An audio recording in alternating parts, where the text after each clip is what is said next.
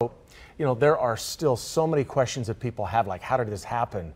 Why did this happen? What's next in the investigation? Yeah, a lot of unknowns at this point. A retired FBI agent and security expert Michael Tadman is here now with some more insight. And the thing that we've learned about the shooter is that he had been in this hotel room for a few days now. This was meticulously planned out, in your opinion, right? Right. It was meticulously planned out. And everyone's asking how this happened, how did no one pick up on it? And there really was no one at fault here. We have to put this in the context of a hotel, people coming and going with a lot of bags, heavy bags, golf bags, and the hotels just aren't going to check that. There was no reason to be suspicious. As we talk about being on law enforcement's radar, many of these mass shooters are not on the radar. They haven't done anything that would put them there, so there's no reason for law enforcement to have been looking at him, to know about him. And this is just one of these strategies that we're probably never, ever going to be able to explain why.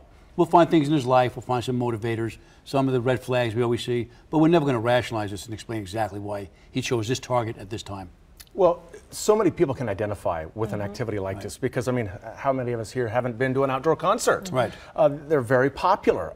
So as we look at that terrifying video, you hear the gunfire, and then you see that it takes a while for the crowd to realize what's going on, and then you can see people running.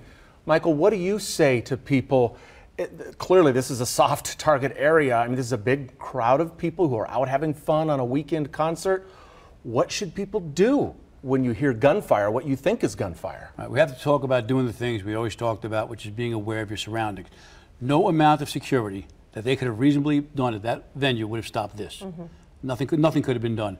So you have to just be aware of where you are and what is your escape route if something should happen.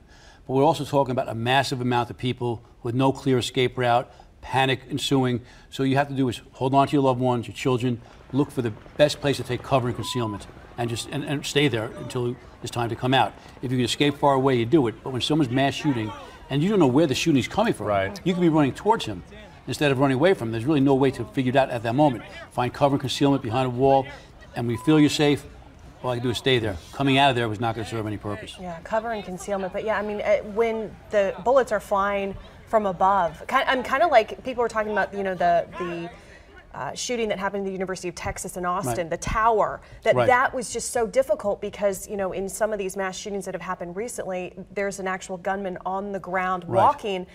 No one had any idea where this person was. Exactly, and that's why I think we're going to see that this individual either had military experience or was a military buff. Of course, he took the high ground, so a military tactic, not just to get mass casualties, but to get maximum mass casualties. If you think again, what we're saying, coming from there, no one knows where bullets are coming from, the mass hysteria, he did everything he could to get the most casualties possible. And I want you to touch on again for so many viewers who are saying, how do we prevent something like this from happening again? And this is very, very, very difficult. The sad thing is we can't prevent all this from happening. We live in a society, and everywhere in the world, even in societies that are not as free as ours, have these same problems. You can't monitor everybody 24/7. You can't check their bags all the time. The best thing we can do is, as a society, accept the fact that people start to have mental illness problems. They start to change. And if we study these red flags, you know, usually these changes in behavior that we'll probably see somewhere in his life, and that would go back, and understand that it might be a loved one of yours who is changing, that might be on the verge of violence. And if you see those red flags, you see changes that are not for the best, get some intervention. If you're wrong, maybe you're wrong. We're not saying, you know, have them arrested. We're not saying have them committed. We're saying take intervention, but it is so hard when it's your loved one to think they could possibly do something so violent. But it's somebody's loved one who keeps doing it. It's all about paying attention to what's in front the small of you. things. All right. Michael Tadman, as always, thank you for coming in this afternoon. Thank you.